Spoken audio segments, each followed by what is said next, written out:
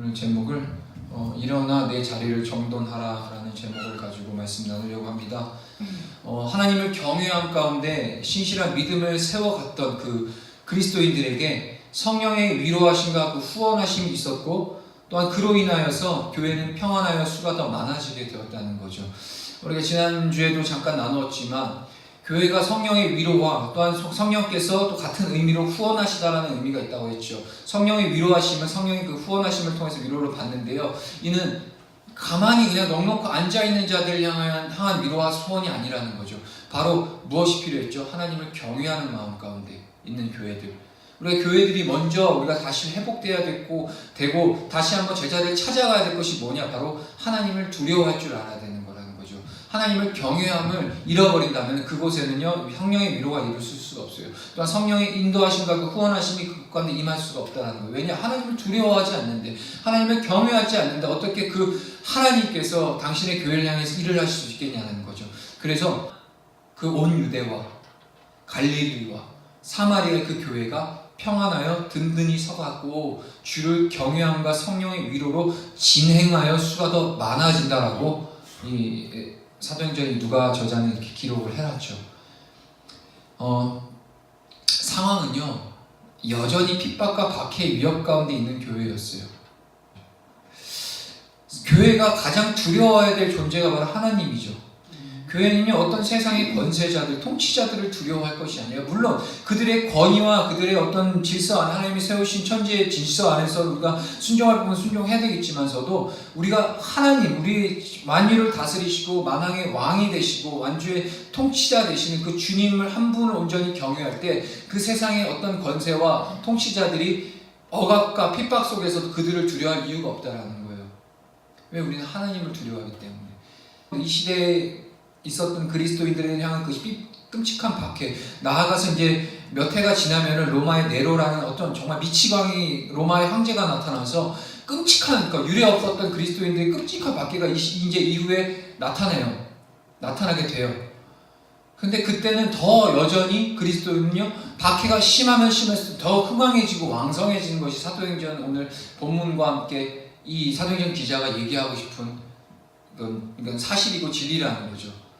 박해가 중요한 게 아니에요. 박해가, 우리가 교회가 박해와 핍박 때문에 우리가 두려워할 이유가 없고요. 우리가 두려워해야 될 분은 오직 한 분, 바로 살아계신 전능자 하나님을 두려워해야 된다는 말입니다.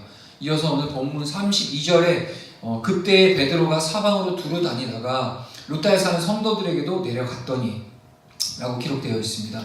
32절로 내려가요. 사울이 박해를 피해서 다소에 거하고 있을 때 이제 베드로는요 어떻게 하고 있었냐? 바로 사방으로 두루다니며 복음을 전하고 있었다라고 해서, 이제 이 사도행전 기자인 누가는 초점을 살짝 비틀어서 사울이 아니라 이제는 베드로에게 향하게 되죠. 사울은 이제 다소에서, 지난 시간에 잠깐 나눴지만 다소에서 몇 년간 거하죠? 13년 동안 집거하게 되죠. 그 안에서 이제 그 다소에서 정말 자신과 하나님과의 그 연단에 씨름하는 그 과정들이 분명 있었을 거예요. 하지만 그렇다고 해서 하나님께서는 가만히 계셨던 게 아니에요. 사울이 13년 동안 다소에서 그 안에서의 하나님과 깊이 있는 교제와 자신의 연단되고 단련되는 시간을 그냥 내버려 두신 게 아니라, 반대로 베드로 그리고 또한 그리스도의 사도들과 제자들을 통해서 역시나 계속해서 복음을 진행하고 계셨던 그 하나님을 또다시 볼 수 있다는 얘기입니다. 그래서 오늘 사도행전 기자인 누가는요 이제 사울을 잠시 접어두고 이제 베드로에게 시선을 이제 옮겨가고 있죠. 베드로는요 사방으로 두루다니면서 복음을 전하고 있다라고 이야기합니다. 여기서요 오늘 베드로가 사방으로 두루다니다 라고 표현하고 있는데, 여기서 사방이라고 표현된 형용사 헬라어 판토는요 뜻이 어떤 뜻이냐? 모든, 온, 전체, 만유, 만민 등으로요 쓰여지는 이 형용사가 바로 오늘 이 사방이라는 단어의 의미가 담겨 있어요. 그래서 여기서 나오는 사방은 그냥 동서남북, 그냥 사방 이 정도의 개념이 아니라요 온 천지, 전체, 만민, 만유라는 뜻이 담겨 있다는 말씀입니다. 즉 베드로가 복음을 전하는 일에 대해서는요 이제는 공간적인 제한을 두지 않고 있었다라는 걸 얘기를 하고 있다는 거예요. 예루살렘에서 이제 스데반이 죽고 핍박 가운데 있을 때 이제 흩어진 핍박을 피해서 이제 그리스도인들이 흩어지게 되잖아요. 그때 사도들은 예루살렘에 남아 있었죠. 예루살렘이 본인들이 이제 거해야 될 거처이기도 하고 그 약속의 땅이기도 하고 근데 오늘은요 특이해요. 베드로는요 전혀 사방 제한 없이 공간적인 제한 없이 지역적인 제한 없이 이제는 베드로는 자유롭게 나아가서 복음을 전하게 두루 다니고 있다는 얘기예요. 놀랍지 않으세요? 여기서 우리는 유추해보고 생각해볼 수가 있죠. 베드로가 어떻게 이렇게 갑자기 변했을까? 베드로의 이러한 변화는 놀라운 변화인 거죠. 사울이 예루살렘에서 사도들에게 준 영향을 우리는 짐작해 볼 수 있다는 거예요. 이해가 되시나요? 사울이 다소로 피신하기 이전에 그 직전에 예루살렘에서 자유롭게 오고 가며 예루살렘에 출입하면서 이제는 사도들과 거기 예루살렘에 남아있는 제자들과 함께 이제 식구가 되어서 바나바의 도움으로 바나바의 증언으로 인해서 사울은 신뢰를 얻게 되죠. 그리고 이제 친밀한 성도 간의 형제 간의 그 교제가 일어나면서 함께 예루살렘 안에서 두루 복음을 증거하며 나아가는 그러한 이제 상황들을 우리는 봤죠. 하지만 여전히 헬라파 유대인들의 그 박해로 인해서 사울은 다소로 피신하게 됐고요. 근데 그 짧은 기간 동안 이 사울 한 사람이 이제는 역으로 이 예루살렘에 있는 제자들 향해서 이제 영향을 미쳤던 거죠. 한 사람, 마치 바나바로 인해서 바나바의 증언이 사울을 세웠던 것처럼 반대로 사울 한 사람의 또 이런 역할과 증언이 예루살렘 안에서 이렇게 제한되어 있는 복음의 그 제한을 두고 성령의 제한을 두고 있었던 편협한 시간 속에서 사로잡혀 있었던 그 제자들을 이제 수면 위로 깨어나게 하고 이제 열방을 보게 하는 그런 놀라운 역할을 감당했다는 겁니다. 연약한 자들을 우리는 세워줄 수 있어야 되고 믿음이 약한 자들 향해서 본이 되어줄 수 있어야 되고 귀감이 되어줄 수도 있어야 돼요. 왜냐? 은혜는요 위에서 아래로 흐르게 돼 있거든요. 사울 또한 그가 갖고 있는 이 영향력이 이때부터 이제 사도들에게 미치게 되는 그런 이제 상황들을 볼 수 있는 거죠. 오늘날 우리의 그리스도인들도요, 세상 가운데 영향력을 발휘할 수 있는데, 그것은 단순히 종교 행위나 믿어라, 교회 나와라의 그런 1차적인 종교 행위의 차원이 아니라, 한 사람의 복음을 가진 자의 그 능력과 그로 인해서 하나님께서 부어주신 그 성령의 은혜가 흘러서 세상을 변화시킬 수 있어야 되는 거고요. 모든 영역 가운데 하나님의 통치와 다스리심을 그들에게 보여줄 수 있어야 된다는 거죠. 한 100마디의 말보다요, 영향력 있는 은혜로 말미암아 성령이 충만함을 갖고 영향력 있는 그리스도의 복음을 마음에 깊이 새기고 수납한 자의 삶이 훨씬 더 능력 있다는 걸 보게 된다는 겁니다. 32절에 이제 사방이란 단어를 제가 해석해서 드렸는데 이유 따라오는 두루 다니다라는 표현도 참 굉장한 표현이 있어요. 이것은요, 이 원어의 또 표현을 다시 한번 들여다보면 두루 다니다라는 표현은요, 찌르다, 관통하다, 뚫고 지나가다라는 의미가 있어요. 예전에 기억하시나요? 제가 한번 말씀을 나눴던 것 같은데, 예수님께서 사마리아 여인을 만나시기 위해서, 그 우물가에 갈급한 그 여인을 만나시기 위해서 일부러 그 사마리아 지역을 가셨다 때 그냥 관통하다라는 표현이 같은 표현을 사용되어 있는데요. 이것은요, 찌르다, 관통하다, 지나가다, 뚫고 지나가다라는 의미가 있다는 거예요. 그럼 이 단어를 왜 굳이 이렇게 사용했을까요? 이것은 즉 베드로가 사방으로 두루다니면서 전했던 그 복음이 그 곳곳 가운데 완악하게 딱딱하게 굳어져 있었던 그 이방인들의 복음 앞에 완악한 그들의 그 심장을 관통하고 창으로 찔러 뚫고 지나갈 만큼 그 말씀과 그 복음의 능력을 우리는 여기서 볼 수 있다는 겁니다. 단순히 사방으로 그냥 여기저기 그냥 사람 구경하러 다니고 그런 능력 없는 복음을 전하는 것이 아니라요, 이 베드로는요, 가는 곳곳마다 바로 그들의 마음과 심장을 뚫고 지나가고 관통해 나가는 그런 정말 날이 바짝 선 생명의 그 복음, 날카로운 그 하나님의 진리의 말씀을 선포했다는 것을 우리는 볼 수 있다는 거예요. 교회가 영향력을 세상 가운데 발휘하지 못한 또 다른 이유가 뭐죠? 바로 말씀의 능력이 없는 거죠. 말씀을 참 많이 알고 말씀이 참 많이 선포되어짐에도 불구하고 교회가 그 가운데 세상 가운데 영향력을 발휘하지 못하는 이유가 바로 말씀은 선포는 되지만 그 말씀에 오늘 이 표현처럼 그 마음의 그 완악한 심장을 뚫고 지나갈 만큼의 그 복음의 능력이 소멸되었다는 거예요. 우리는 눈으로 보는 말씀이 아니에요. 그렇다 입으로 읊조리는 말씀만도 아니에요. 그렇다 머리로 지식으로 갖는 말씀이 아니라 우리의 삶의 모든 전 영역을 사로잡아서 이 말씀 때문에 우리가 살아갈 수 있는, 말씀이 나를 인도해 나갈 수 있는 그런 삶이 되어야 된다는 거예요.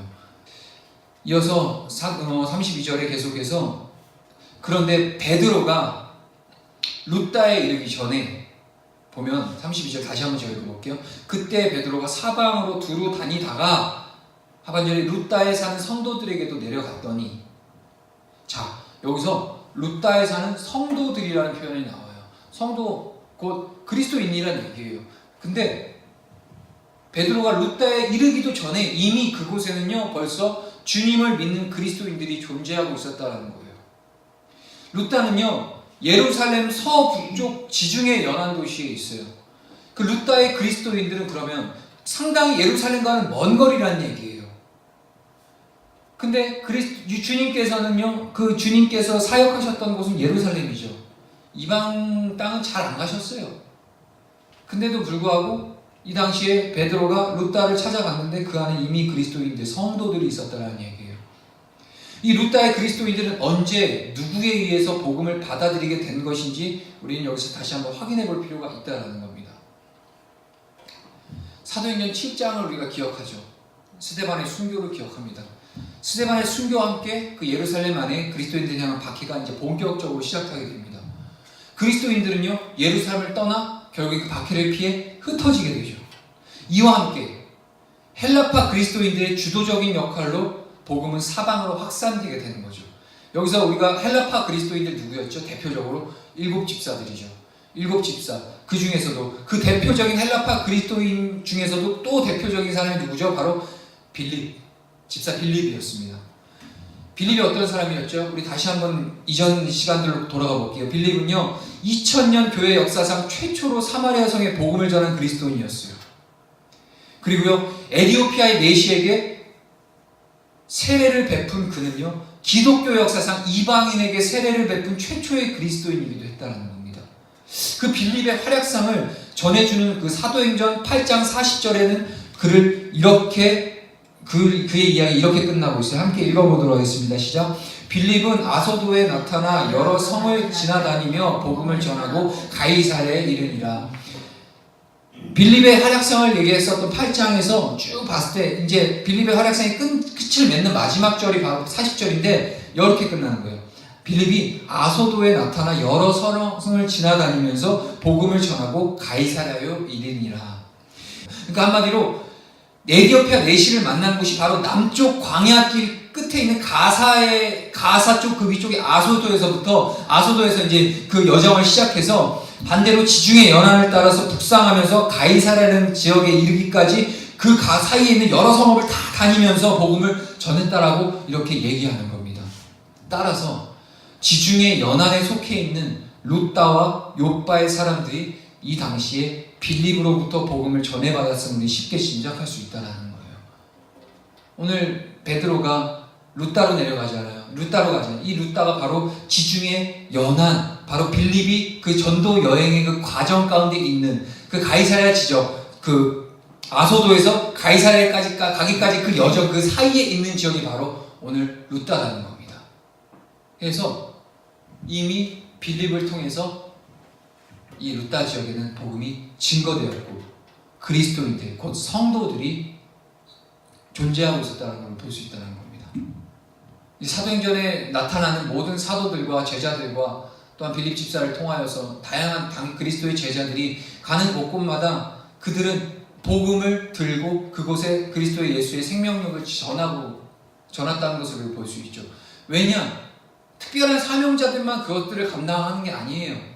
보시면 아시겠지만 정말 그 당시에는 소수였고 어쩌면은 이제 인정받지도 못한 그런 유대 공동체 사이에서 제대로 인정받지도 못한 그 헬라파 유대인들을 향해서 하나님께서는 정말 자신의 그 하나님의 나라와 그 그리스도의 교회를 세워나가기에 정말 결정적인 역할을 해야 될 7 집사들을 다 그 소수의 헬라파 유대인들을 세웠다는 것 자체가 이제는 어떤 특정 인물들, 특정 대상들이 하나님의 복음을 들고 복음을 증거하는 증거자의 역할을 하는 게 이제 사도들만이 역할을 하는 것이 아니라 이제 그리스도 예수를 믿고 그를 영접한 그리스도의 제자가 된 누구나 이제 복음을 증거하는 증거자의 사명을 하나님께서는 두셨다라는 거죠.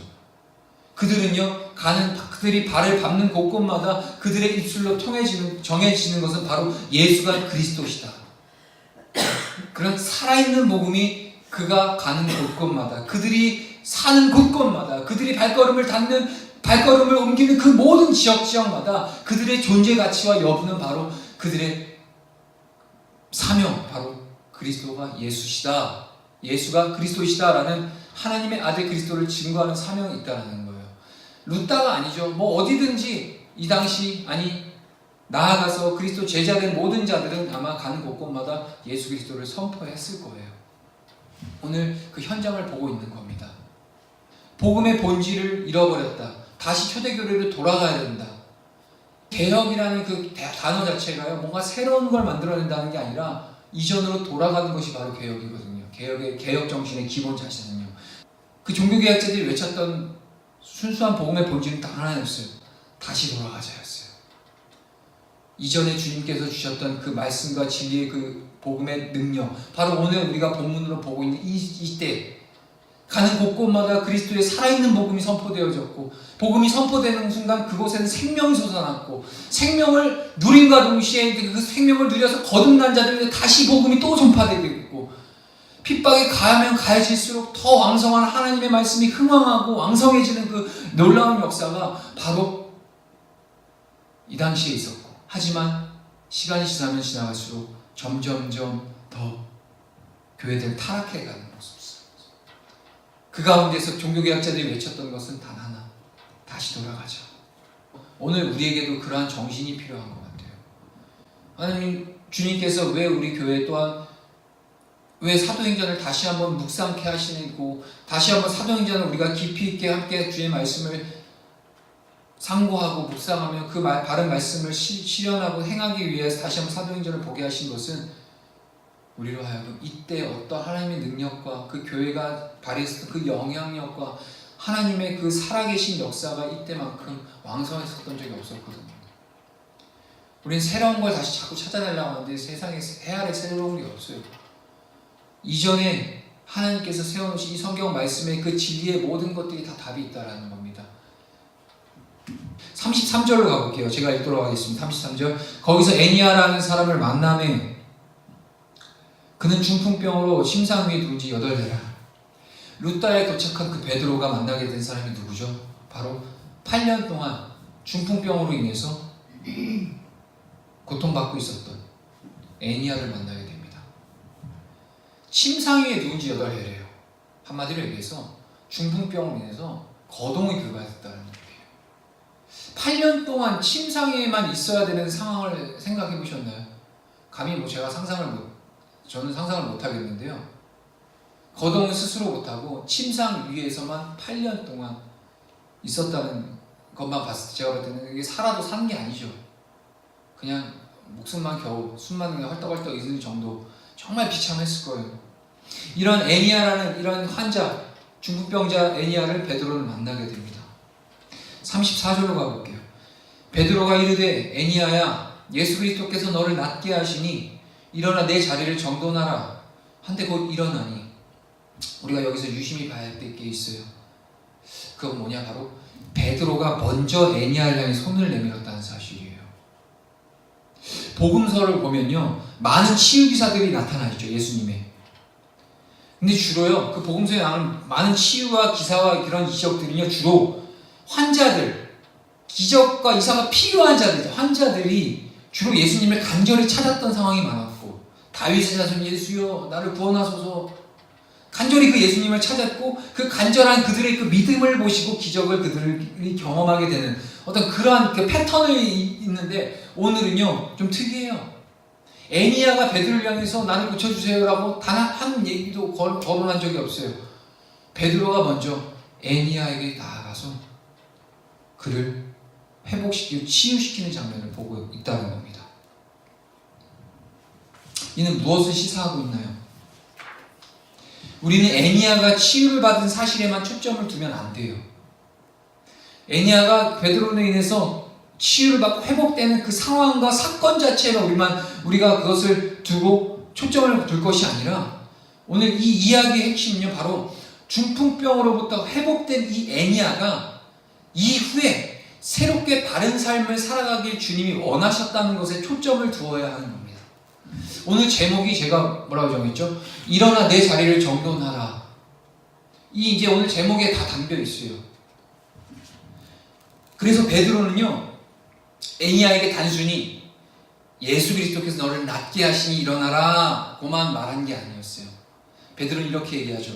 예수 그리스도께서 너를 낫게 하시니, 그리고 뭐 일어나 내 자리를 정돈하라 라고 말하고 있는 겁니다.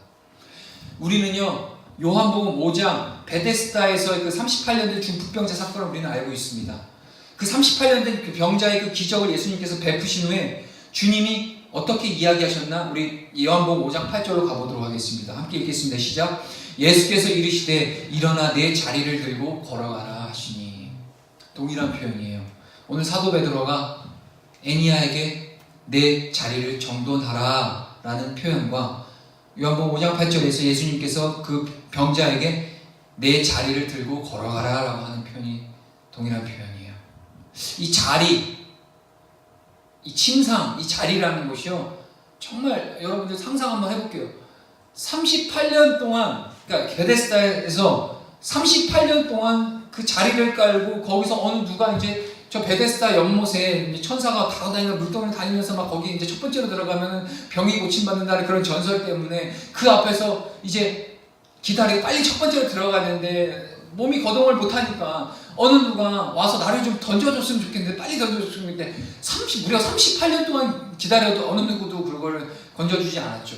그것을 도와주지 않았죠. 한번 상상해 볼게요. 오늘 애니아는 8년 동안 그 침상에서 거동 못하고 있었어요. 여러분들 환자들이 앉았던 침상이 한번 보신 적 있으세요? 저 어렸을 때 뭐 우리 할머니 10년 가까이를 풍 때문에 이제 하셨고 막 하셔가지고 막 욕창 생기고 막 그런 걸 이제 수발 다 하셨는데, 저 그걸 어릴 때부터 봐서 알아요. 그 자리가 얼마나 지저분한 자리인지. 정말 그 침상에서 그 환자가 38년 동안 그 거적대기 하나 깔고 거기서 누워서 구걸을 하고, 정말 진짜 온갖, 우리는 지금 상상할 수도 없는, 지금도 그렇지만 이 당시에 2000년 전으로 돌아갔는데 그때는 뭐 생활 수준이 어떻겠습니까? 훨씬 더 막 불결한 그런 침상이에요. 자, 오늘 무엇을 얘기하고 싶냐?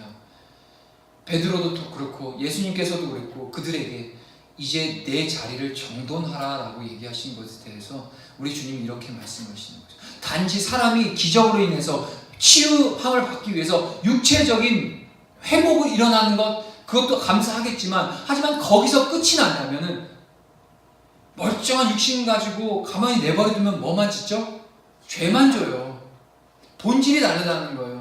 이들에게 필요한 건, 진짜 필요한 건 육신의 회복이 되어지는 것이 필요했던 것이 아니라 바로 그들의 이해적 구습의 삶, 그 더러워지고 정말 온갖 그 오물로 가득한 그 침상을 이제는 걷어서 다 내던져버리고 걷어내버리고, 이제는 완전한 새로운 삶으로 인해서 그리스도의 이제 자신의 자리, 자신의 위치가 이제는 그 거적대기 위가 아니라 바로 하나님의 나라에, 하나님의 뜻에, 하나님의 계시는 그 회복하실 그 나라를 바라보면서 원래 있었던 본연의 자리로 가기를 원했다는 거예요, 주님은. 오늘날의 우리 성도들의 삶이 이걸 놓치고 있는 게 많아요. 예수 그리스도의 은혜로 말미암아 어떤 우리의 그거 없이, 우리의 뭐 공로 하나 없이 주님께서 우리를 만나주셨고, 우리를 당신의 귀한 성도로 불러주셨고, 제자로 불러주셨고, 아들로 불러주셨어요. 그래서 영원한 하나님의 나라와 그 하나님의 그 왕국을 꿈꾸면서 이 땅에서 그리스도의 제자로서 살아가게 만드셨어요. 하지만 문제는 우리가 장차 가야 될, 우리가 원래 가야 될 그 본향에 대한 기대보다는 그냥 이전에 거듭난 나의 모습, 이곳에 충분히 혼자 만족감을 위해서 이제는 더 이상 복음 앞에 어느 순간 이제 장아찌가 돼서 아주 그냥 말라비틀어진, 여전히 그 더러운 그 침상을 부둥켜 안고 있는 우리의 모습을 볼 수 있다는 겁니다. 가치관이 변해야 되는 거고요. 완전히 우리는 예수 그리스도를 직면하게 되면 사울처럼 자신의 가치관과 사명, 비전, 완전히 그냥 싹 다 완전히 리프레시, 완전히 변화돼서 하나님의 나라를 위해서 분명히 목적지를 향해서 달려갈 수 있는 그런 소명, 부르심에 합당한 자로 살아가야 된다는 거죠. 사도 바울은 늘 그러잖아요. 나는 경주자다. 이 트랙을 벗어날 수 없어. 주님께서 가라 하신 그 표대, 그 목적지가 우리는 분명히 저 결승점이 있기 때문에 나는 명확하게 그 목적을 두고 간다는 거죠. 많은 믿음의 선진들도 그랬고요. 목적지가 뚜렷했어요. 그리스도의 은혜가 있는 순간, 은혜로 말미암아 주님을 영접하고 그 성령의 은혜를 맛보는 순간, 이제는 이 땅에서의 삶이 아니라 이제 분명히 저 하나님의 나라에 대한 목적지가 명확해지고 거기에 모든 초점이 맞춰지는 순간, 이제는 삶의 이전에 38년 동안 끌어안고 있었던 그 자리, 8년 동안 누워있었던 그 애니아의 침상의 자리는 이제 쓰레기죠. 이제 가감하게 갖다 버리고 하나님의 나라를, 하나님의 그 통치하심, 그리스도의 그 통치하심, 그 나라를 바라볼 수 있는 것, 거기까지 우리는 가야 되겠죠. 그 믿음, 내 자리를 정돈하라 라는 말의 헬라어 원문에는요, 직역하면 네 자신이 펴라, 혹은 너 자신이 베풀라 라는 의미가 담겨 있어요. 이 베데스다의 중환자 루다의 애니아는요, 여태까지 자기 스스로 자기 자리를 펴본 적이 없는 사람들이었어요. 아예 거동조차 불가능했었던 그들은요, 여태까지 다른 사람의 도움에 의존해서만 생존할 수 있었던 자들이었다는 얘기입니다. 그리고 그들이 깔고 누워있는 그 자리마저도 다른 사람이 펴준 거죠. 그러나 이 주님께서 그들에게 이제부터 너희 스스로 자리를 펴는 사람이 될 것을 명령하신 거라는 얘기예요. 자, 우리는 어떻게 적용할 수 있죠? 오늘도 이제 계속해서 저희 교회 이제 오전 오후 예배도 나왔지만, 결국엔 이제 우리의 주권적인, 그러니까 하나님의 그 절대적인 그 주권 아래에서, 그 절대 주권 아래에서 우리를 바라봤을 때는 이제는 그 은혜를 맛본 자로서 이제 우리는 스스로 하나님의 뜻을 위하여서 이 자리를 정돈해낼 수 있는 그 능력과 의지를 우리에게 허락해 주셨다는 거예요. 두 손 둘만 다 내버려두고 될 대로 되라 하나님이 하시겠지, 나는 구원받은 자니까 이대로 그냥 살다가 그냥 때 되면 교회 가고 때 되면 이제 뭐 행사하고 때 되면 또 내 봉사하고 하다가 이제 종국에는 부르시면 가겠지라는 그런 아니란 생각으로 여전히 이전에 있었던 내가 그 냄새나고 더러운 그 자리를 끌어안은 채 살고 있는 우리의 모습을 아닌지 다시 한번 봐야 된다는 거죠. 이제는 주님께서 너 자신이 네 자리를 펴라, 네 자신이 스스로 자리를 정돈하라 라고 주님께서 우리에게 말씀하신다는 겁니다. 진리 안에서 정돈되지 않은 삶은요, 결국 모난 삶일 수밖에 없어요. 그 외적 형태와 상관없이 그 삶은 사람을 찌르는 가시에 지나지 않게 됐다는 거예요. 진리 안에서 그 삶이 정돈되기 이전에 베드로는요, 어떤 사람이었죠? 자기 기분에 따라 좌충우돌하는 가시와 같이 찌르는 사람이었죠. 그리고 삶의 정돈과는 거리가 멀었던 시절의 그 사울 역시도 사람을 해치는 찌르는 흉기와 같은 자였던 거죠. 그러나 진리 안에서 정돈된 베드로의 삶은요, 루다의 애니아의 삶까지 정돈시켜주는 생명의 터전이 되었어요. 주님 안에서 정돈된 이 사울은요, 그의 삶은 온 인류에게 주님의 생명을 베푸는 생명의 통로로서의 역할을 감당했다는 거죠. 또 주님의 은총으로 삶의 정돈이 가능해진 오늘 이 주인공 애니아 역시 이 루다와 인근 지역의 사람들을 주님 앞으로 인도해내는 생명의 견인차 역할을 하게 된다는 겁니다. 이처럼 진리 안에서 이루어지는 자기 정돈은요, 나뿐이 아니라 타인의 삶까지도 정돈시켜주는 영향력이 있다는 거예요. 35절 마지막 절 제가 한번 읽어보도록 하겠습니다. 루다와 사론에 사는 사람들이 다 그를 보고 주께로 돌아오니라. 아멘. 35절 우리말 여기 돌아오다 라고 번역되어 있는 헬라어는요, 방향을 돌리다 라는 의미와 함께 되돌아가다 또한 복귀하다 라는 의미로 쓰여지고 있어요. 무엇을 얘기하는 거죠? 되돌아가다, 복귀하다, 주께로 돌아온다는 표현이. 우리가 갈 곳이 있다는 거예요. 우리가 온 곳이 있는 것처럼 가야 될 곳이 있다는 겁니다. 결국 그 자리가 어떤 자리냐? 그 자리가 내 자리라는 거죠. 이 땅이 100년도 못 산 이 썩어 없어질 이 세상의 이 짧은 삶이 우리가 있어야 될 삶이 아니라 영원한 하나님의 나라, 우리가 반드시 가야 될 그 본향, 그 땅이 있다는 거예요. 그곳으로 되돌아가야 된다는 거예요. 그런 의미로 오늘 35절에 그들이 복음을 듣고 또한 이 애니야를 통해서 직면하게 된 그리스도 예수의 복음을 듣고 그들의 반응이 바로 주님께로 돌아가는 현상, 그런 은혜가 있었다는 겁니다. 방향을 돌린다는 것과 복귀한다는 것은 방향이 바뀐다는 의미에서는 동일할 수 있겠지만 그렇다고 같은 말은 아닌 거예요.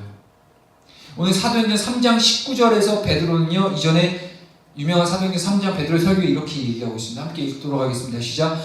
그러므로 너희가 회개하고 돌이켜 너희 죄 없이 함을 받으라. 이같이 하면 새롭게 되는 날이 주 앞으로부터 이를 것이요. 여기에서요, 우리말 돌이켜로 번역된 헬라어 동사가 바로 이전에 방금 오늘 35절, 9장 35절에 사용된 되돌아가다라는 의미의 헬라어랑 동일하게 쓰여지고 있다는 거예요. 베드로는요, 하나님을 향해 제자리 걸음으로 방향만 바꾸라고 말하는 것이 아니라는 거예요. 하나님을 향해 원 위치로 되돌아가라고 말하고 있는 거라는 얘기입니다. 하나님께로 되돌아갈 때에만 우리의 삶이 하나님께서 주시는 새날을 맞이할 수 있게 된다는 거예요. 오늘 3장 19절에서 그러므로 너희가 회개하고 돌이켜. 하지만 돌이켰다는 것은 단지 그냥 방향, 이 제자리에서 방향만 틀었다는 차원이 아니라 바로 새롭게 되는 날이 주 앞으로부터 이르고, 새롭게 되는 날, 곧 하나님의 나라, 주님의 완전한 통치가 이루어지는 그날을 향하여서 우리는 가야 된다는 거죠. 이게 바로 복음의 핵심입니다. 우리가 가야 될 곳이 있다는 겁니다. 크리스천들이 크리스천일 수 있는 그 안에 있는 본질이 뭐냐? 바로 소속이 다르다는 거예요. 세상에 속한 자가 아니라 하나님 나라에 속한 자로서의 합당한 삶을 살아가야 되는 것. 거기까지 주님께서는 우리 원하시는 것. 하지만 이것은 어떤 의지, 누가 이제는 더 이상 도와줄 수 있는 게 아니에요. 바로 성령께서 우리와 함께 하실 때 우리는 이제 그 의지, 주님께서 주신 하나님 앞에 선을 행할 그 의지를 가지고 이제는 스스로 그것들을 정돈하고 정리해서 우리가 가야 될 목적지, 표대를 향하여서 우리는 뒤돌아보지 않고 나아가야 될 그 복음의 핵심이죠. 바로 하나님의 그 나라.